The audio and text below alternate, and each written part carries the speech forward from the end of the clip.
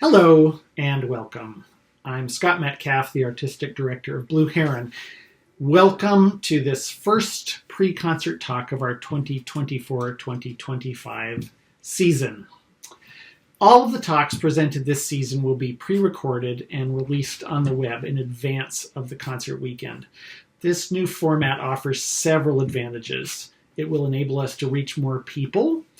It will simplify the logistics of concert day at First Church in the hour right before a concert. It permits us to invite speakers from outside our local area when desirable. It gives our speakers the chance to go into more depth, to take some more time to explore their topic. And not least, it means that we don't have to deal with the acoustic challenges presented at First Church, which is not the ideal venue for the spoken word, as those of you who have attended our pre-concert talks are no doubt aware. Plus, you can watch these talks again anytime you wish at your convenience. We hope that you will appreciate the advantages of this new format. Blue Heron is celebrating its 25th birthday this month. We gave our very first concert on October 16th of 1999, and we decided to mark the occasion by looking back and looking forward and presenting something old and something new. Looking back, we'll sing two selections from the Peterhouse Park books, which were copied around 1540 for Canterbury Cathedral. It's a large collection of music, and it came to us in the form of 5-part books. Well, it came down to us in the form of 4-part books, actually. It's 5-part music, but one of the parts has been missing since the 17th century. And those missing tenor parts have been recomposed by Nick Sandon, without whom we wouldn't have been able to sing all of this music.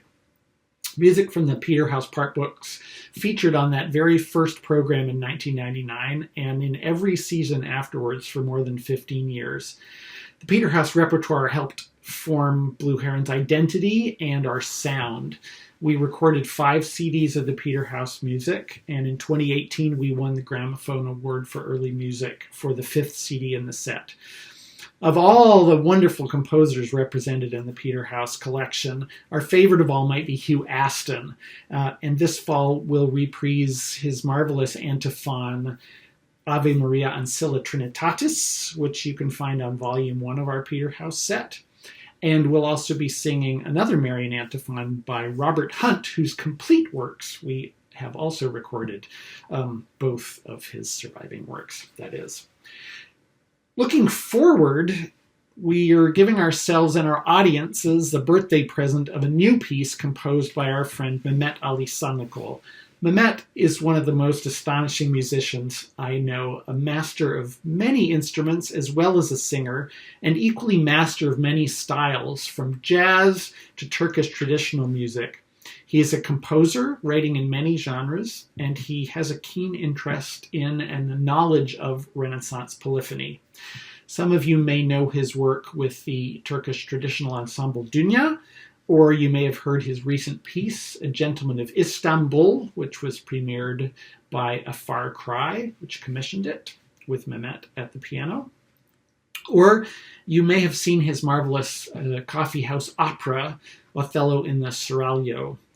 If not, I encourage you to go find him on the web.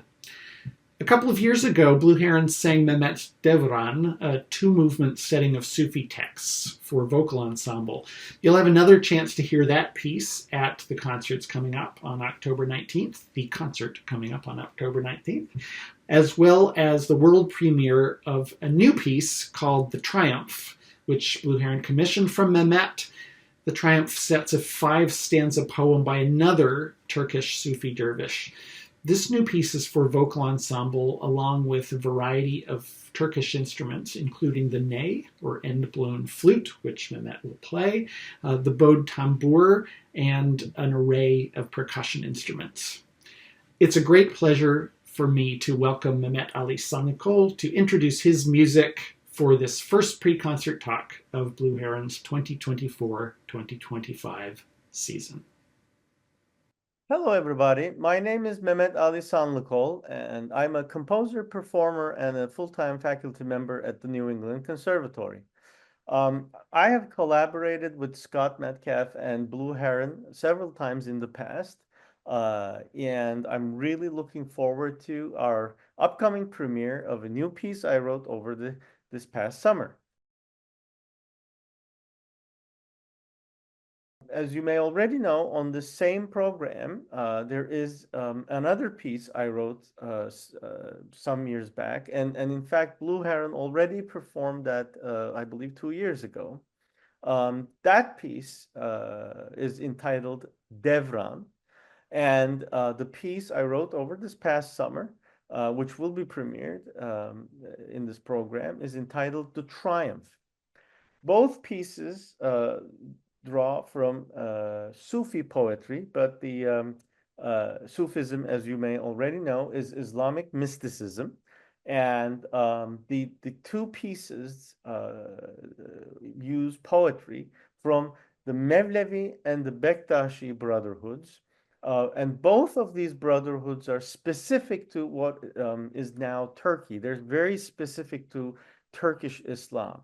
Um, in fact, the reason for that is that unlike hundreds of other Sufi brotherhoods that came into Turkey over the course of many centuries, these two brotherhoods were born in Turkey. They kind of go back to 13th century, roughly, because they have slightly different historical or historiographies, but details left aside, you can kind of trace both of them back to 13th century. The Mevlevi Brotherhood, the so-called whirling dervishes, again, as you may know, are the followers of the great Sufi poet Mevlana Celaleddin Rumi. Um, but what's also interesting, again, historically, is that Rumi, who was born in uh, what is now northern Iran, southern Afghanistan, uh, came to Turkey and settled in Konya later in his life.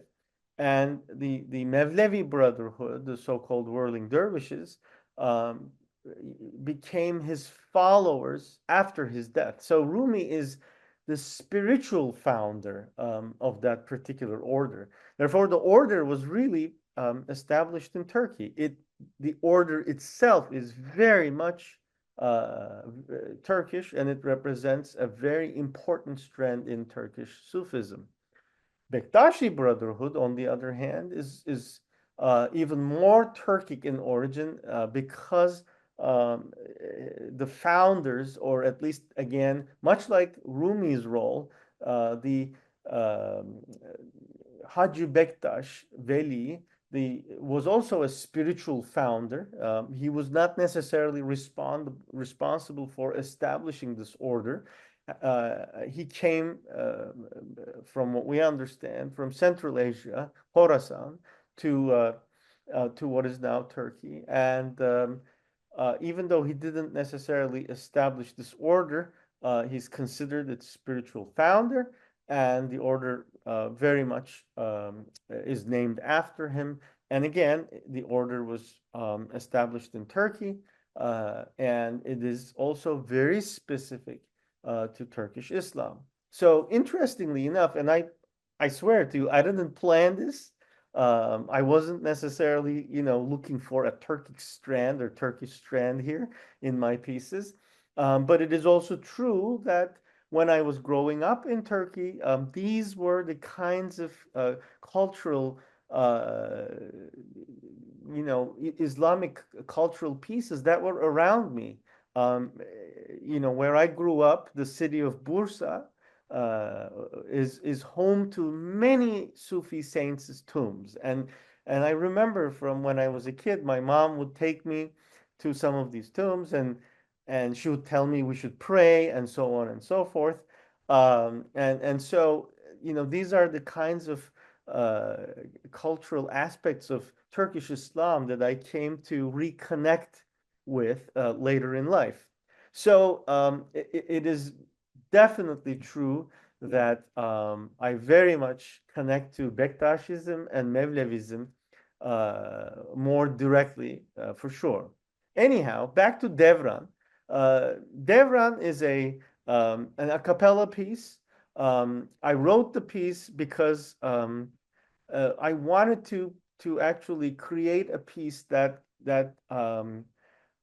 was in response to the stereotyping of Muslims. A number of you may have heard me already talking about this. This was a kind of a huge cause in my life for a good while. I still very much care for it, and I'll say two sentences on it.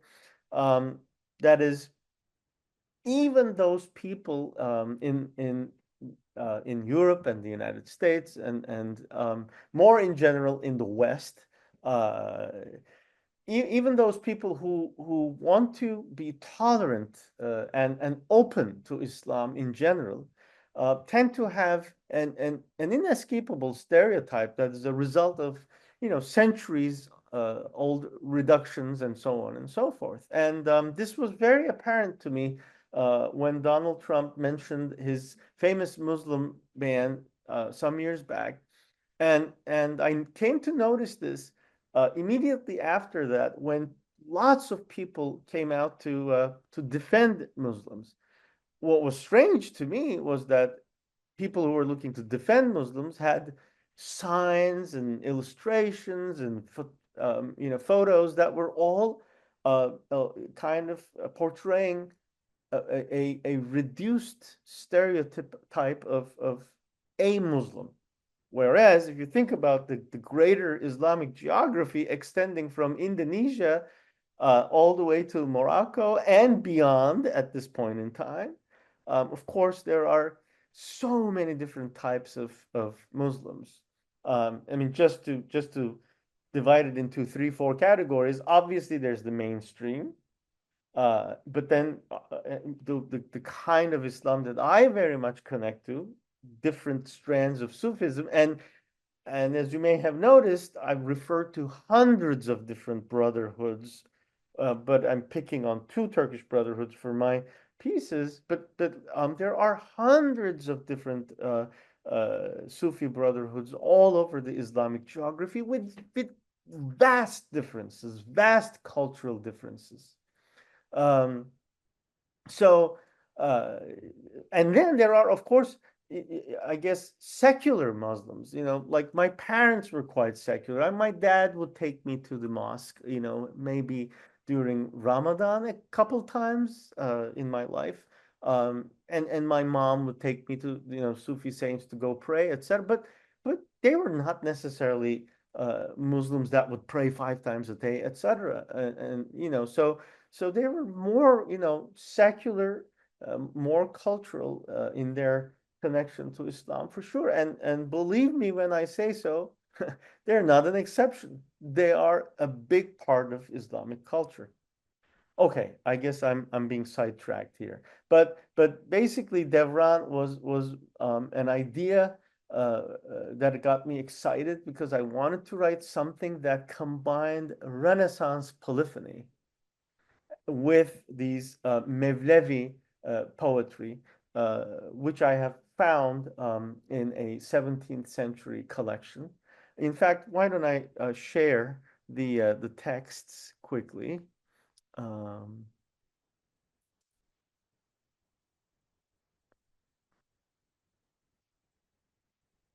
if I'm not mistaken, this is the document. Right. Okay. So these are the texts I have used in Devran, and um, uh, just very quickly, there are two movements in Devran.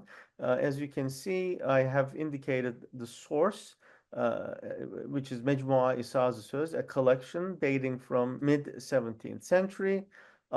Just very quickly, I'll read for you two couplets from the first movement. Ey gönül neylersin sen bu cihanı? Kala sanma sana bu mülk ifani. Oh soul, why do you care for this world? Don't think that this mortal wealth will remain with you. Ne alır gidersen dünya evinden, söğüne bir gün ömrün şemdanı. Whatever you end up doing in this world, one day the light of your life will be blown out. Um, I'm not going to read the whole thing, uh, but uh, I'll continue into the second movement and read some from there. It's the same source, and as you can see, there are no poets are identified. So the I can tell from, in fact, the second uh, poem that these are most likely associated with the Mevlevi dervishes because the this second poem refers to the whirling dervishes. So here we go. Mevlam senin aşıkların devran ederler hu ile. Yolundaki sadıkların cevlan ederler hu ile. My Lord, those who are in love with you whirl while saying who, which is a name for God in Sufism. Those loyal to you on your path turn while saying who. Anyhow, the whole poem kind of makes these kinds of references uh, to a lot of metaphors used in Sufism, but also to the whirling dervishes. Um, and they're clearly the text is in both poems is a very typical 17th century Turkish, specific more, I would say, to the cities like Istanbul and or Konya, Bursa, and so on. So just a few thoughts on that. I wanted to honor pluralism within Islamic culture with a motet-like choral piece, which is, of course, the staple of Renaissance period European Christian music, while using texts written by Turkish Sufi dervishes. I thought that this was actually uh, a kind of a, a bit of a progressive idea. I mean, in a way, it may seem like, well, Mehmet is taking two very traditional forms and kind of combining them. Um, so I guess in a way, the music sounds, quite like early music in many ways. And so, you may not necessarily consider this avant-garde or progressive, etc. But I felt like, taking something that is so specific to Christianity, a form and a kind of polyphony to that, and then combining it with very specific Turkish Sufi texts, I thought was actually a pretty progressive move in wanting to communicate my point of pluralism. And let me say a few more words on that. So in the end, I was looking to combine Renaissance polyphony and several Middle Eastern musical elements into an artistic whole. More specifically, while the imitative style of 16th century counterpoint is the main influence, which especially dominates the second movement, the Middle Eastern maqam, or mode, tradition, and selected Turkish Sufi music elements help shape the overall musical tone. For example, the first movement incorporates zikr, the Sufi tradition of repeated phrases invoking the names of God. And the second movement has a section where a soprano solo invokes the vocal improvisations of the Hafiz, the Quranic chanters. These are some of the thoughts that I wanted to share with you about Devran, the first piece that Blue Heron will be performing at our upcoming concert. On the other hand, I want to also share with you some thoughts and text and so on and so forth from the other piece, The Triumph.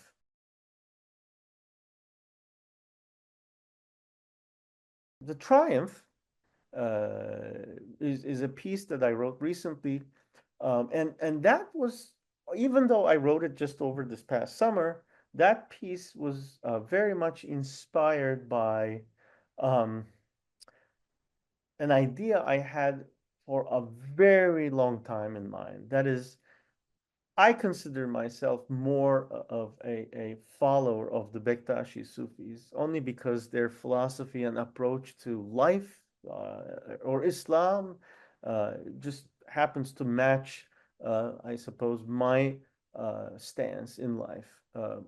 And so I really feel that I connect with that particular brotherhood more so than the others. And I guess Mevlevis are right there too, but if I was to pick one, I'd say the Bektashi dervishes. But so the Bektashi dervishes are quite heterodox. They are, in fact, perhaps in the entire Islamic cultural world, they may very well be the most heterodox Muslims that exist. I mean, perhaps that exist at this point in time. And they have some Shiite influences uh, in the way they practice Islam, uh, but those characteristics are not what make them heterodox.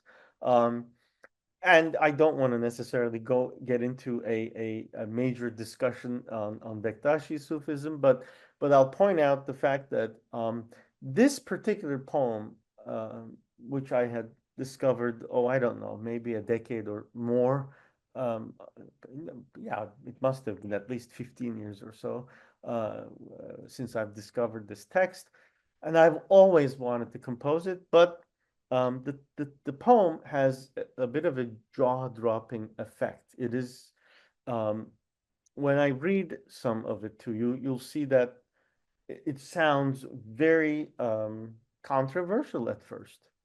Um, However, there's actually quite a deep philosophy to it that is central to all Sufism. It's just that um, or if not all, the majority of Sufi brotherhoods really all kind of talk about this philosophy, but no one talks about it in the way the Bektashi do. And so I thought that this particular Blue Heron Commission was the perfect opportunity for me to take this on. So let me share that particular piece, which is here. All right. Oh no, this is not what I wanted. Okay, and this is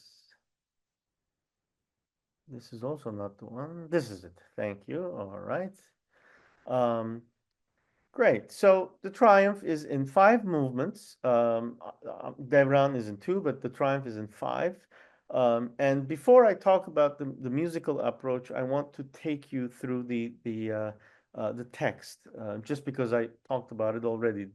Here we know the responsible poet, Edip Harabi, is the person who wrote the text.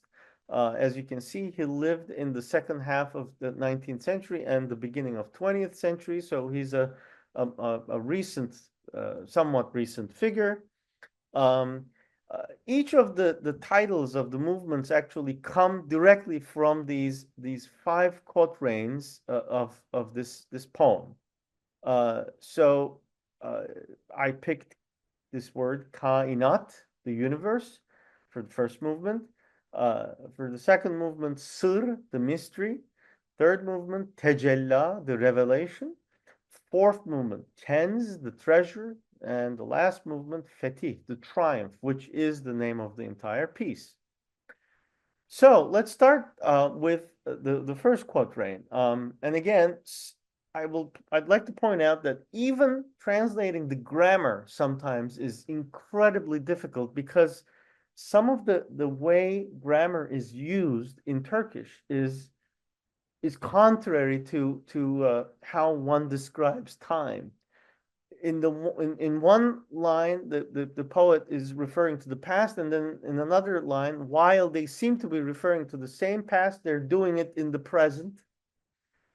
And there may be a philosophy to that too, about the everlasting presence of God, and so on and so forth. So in a way, the poet may very well be emphasizing timelessness by doing this, but it sounds a little odd. So here we go. Kaf-ı hitabı izhar olmadan biz bu kainatın iptidasıyız.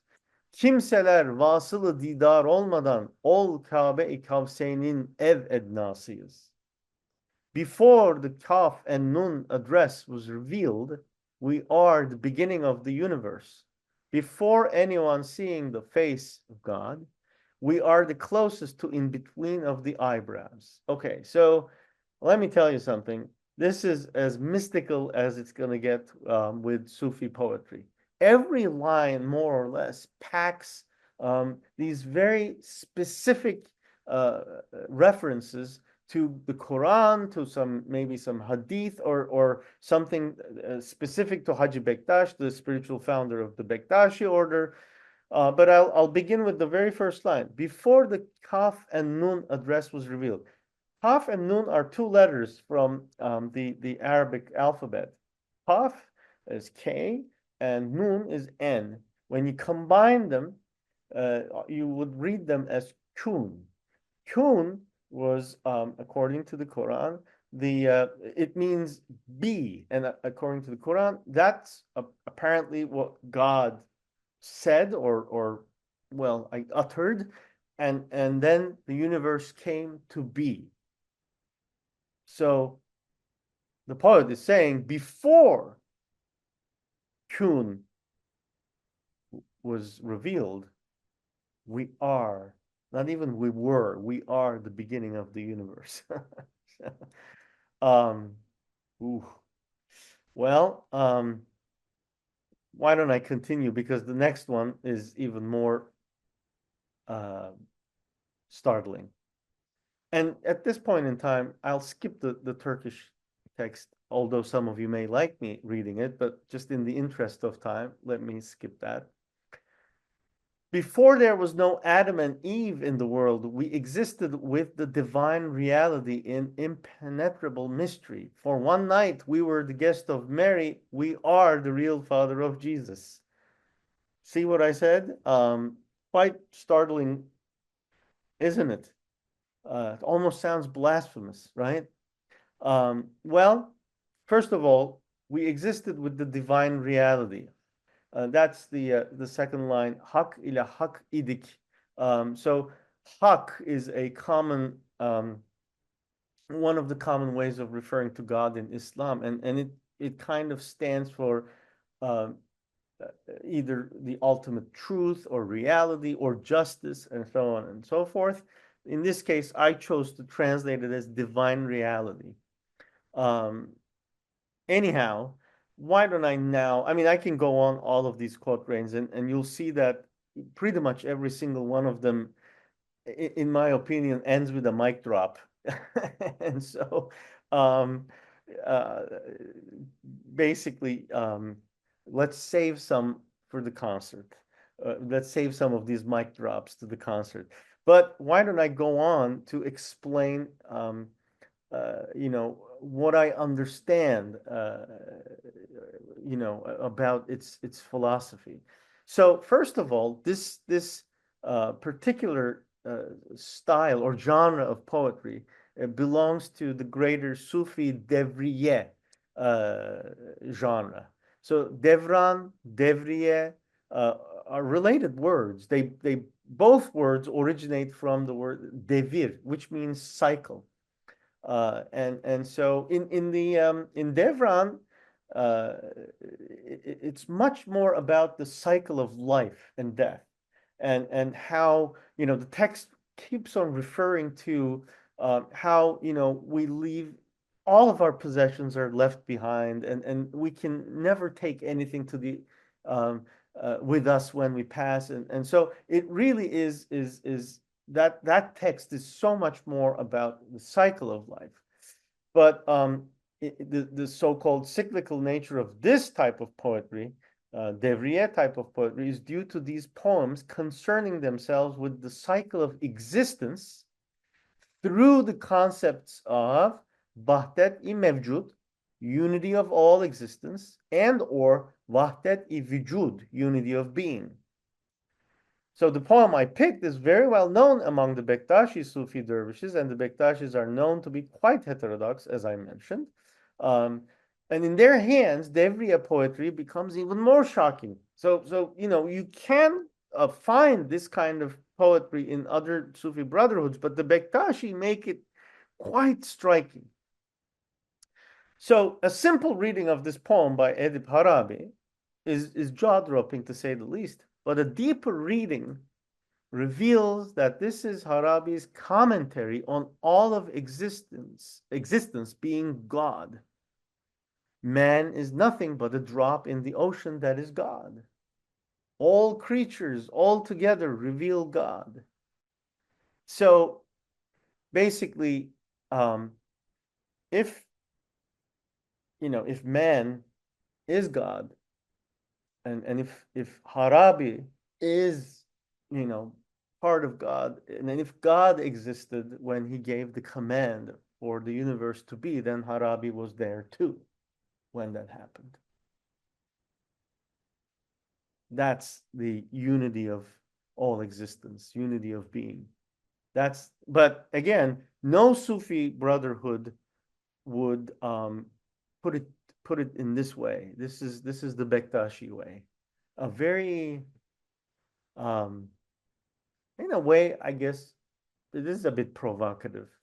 But I would think that the provocation is more toward those who may actually be triggered. Some gift within them may be triggered when they hear these lines and try and connect with this greater philosophy. All Sufi mysticism works in this way anyway. They're all about a metaphor, something triggering a kind of gift that is already within us. It's just that something has to trigger the realization. So the Bektashi do it in a rather provocative way, and they've been known for this for a long time.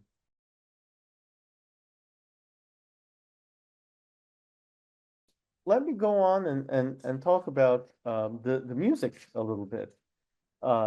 And why don't I actually bring up another document, show you the instrumentation of this piece for a quick second.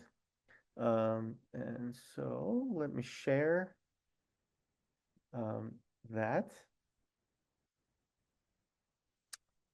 Okay. All right.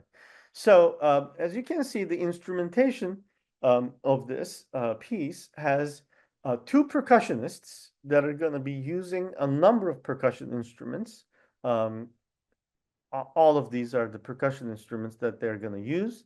So kös is large kettle drums that were used especially during the Ottoman Empire period.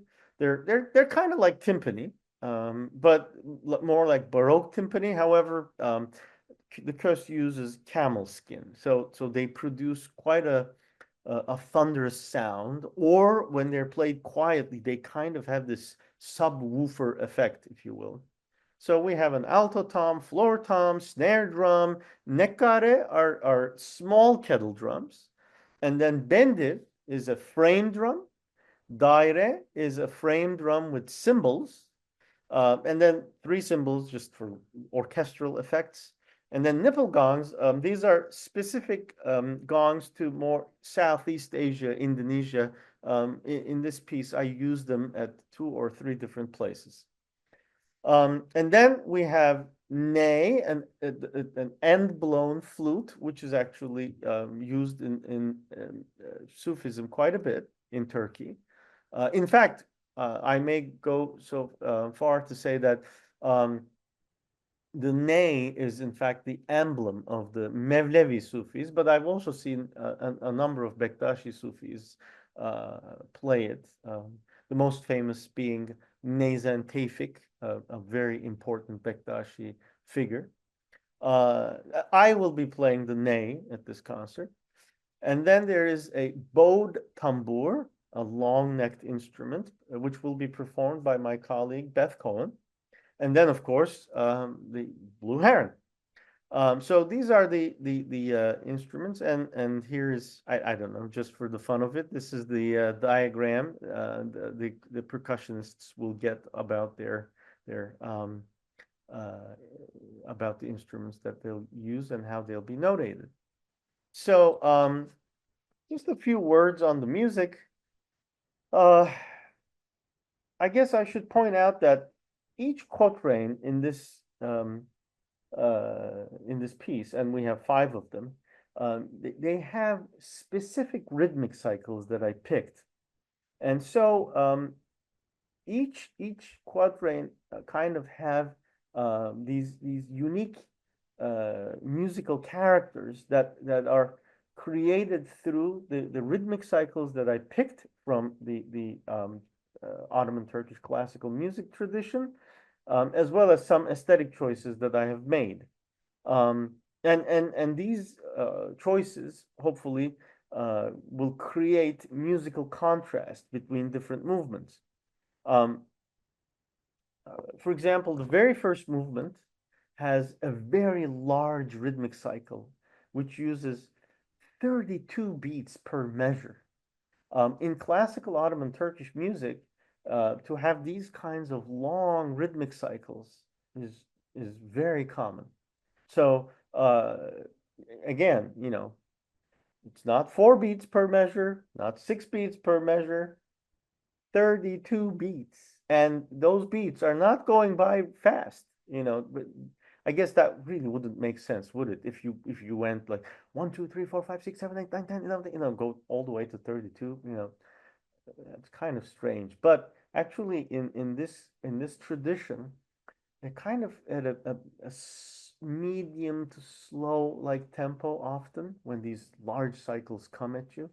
And they are typically they have lots of subdivisions. So for example, a 32 beat cycle could be made up of like a 6 beat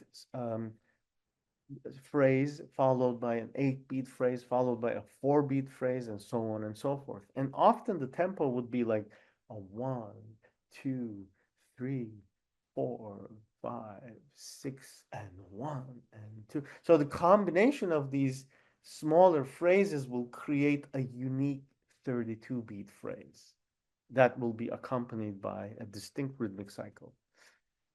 So for that first movement that is entitled The Universe, mind you, I decided to choose this kind of larger than life rhythmic cycle.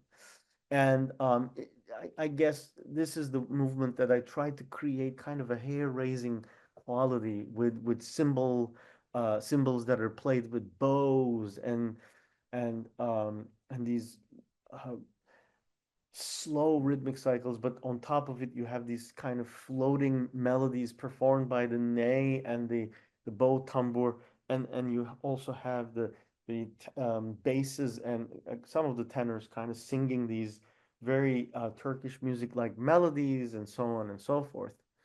And but then the second movement is much like a classical Ottoman Turkish song that is 16 beats. Now that too may sound long to you, but in this universe, it is, compared to 32, it is definitely more compact.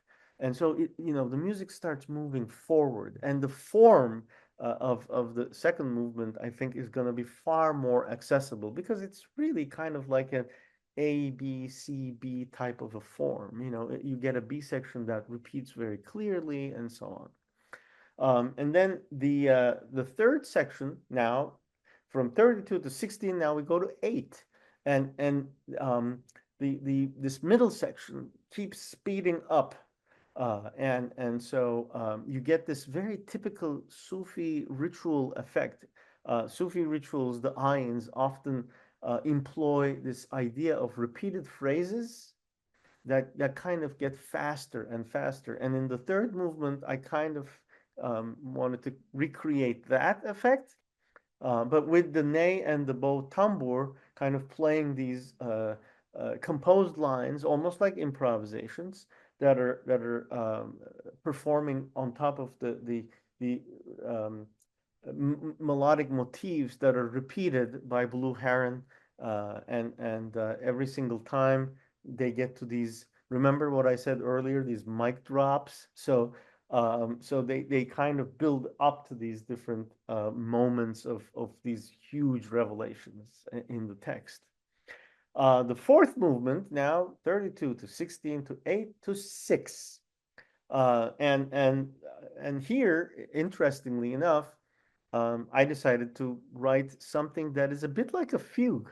So kind of, I wanted to bring counterpoint into the picture, and of course, it's not like a Bach fugue, although a lot of the entrances and the way I move from how I introduce the counter subject and so on and so forth are very much modeled after that kind of Bach fugues, but they are, in some sense, all incorporate these makams, these Turkish modes, and so they create unexpected modal colors. And then the final movement 5 is in 4 beats. So you see, from 32 to 4, we've made a huge progress, and however, this part is a bit more like DEVRAN, as at least about half of this final movement is very much in style of Renaissance polyphony, and it's a cappella. About halfway or close to halfway comes in some instruments again, and you get some improvisation, which I'll be playing on the ney, and the whole thing connects to a nefes, a Bektashi Sufi devotional song, which I wrote, of course, in this case. But basically, this whole thing kind of builds up, or if not a build up, I guess leads to, I think that's the more proper word, leads to this somewhat sweet, naive song, devotional song, and that indeed builds up to a kind of a triumphant ending, and hence the title, The Triumph.